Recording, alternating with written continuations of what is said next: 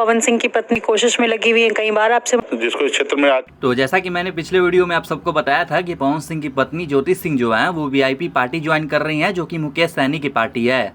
और उसी वीडियो में आप सबको डेट भी बताया था कि 7 तारीख को Jyoti Singh VIP party Patna office पहुंचेंगी, तो उसी जगह पे ये सारी चीज़ें पूरी तरह से कंफर्म भी कर दिया जाएगा। खैर अभी तक तो ये सारी चीज़ें थोड़ी बहुत तो कंफर्म ही है, क्योंकि अगर सोशल मीडिया पे जितने भी सारे वीडियो सर्च करके देखोगे तो ऐसा बहुत सारे न्यूज़ देखने को मिलेगा जिसमें कंफर्म बता दिया गया है कि ज्योति सिंह वीआईपी पार्टी 100% ज्वाइन करेंगी। लेकिन इस चीज़ को कल ऑफिशियली तौर पे कंफर्म कर दिया जाएगा जब ज्योति सिंह मुकेश सहनी से सामने से मिलेंगी और उसी समय पार्टी में शामिल होंगी। बाकी सोशल मीडिया पे मुकेश सहनी का एक इंटरव्यू बहुत तेजी से वायरल हो रहा है, जिसमें मुकेश सहनी ये कहते हुए नजर आते हैं कि उनका स्वागत है, जो लोग भी पार्टी में आना चाहे वो आ सकते हैं, सभी चेहरों को देखकर उनको सही मौका दिया जाएगा।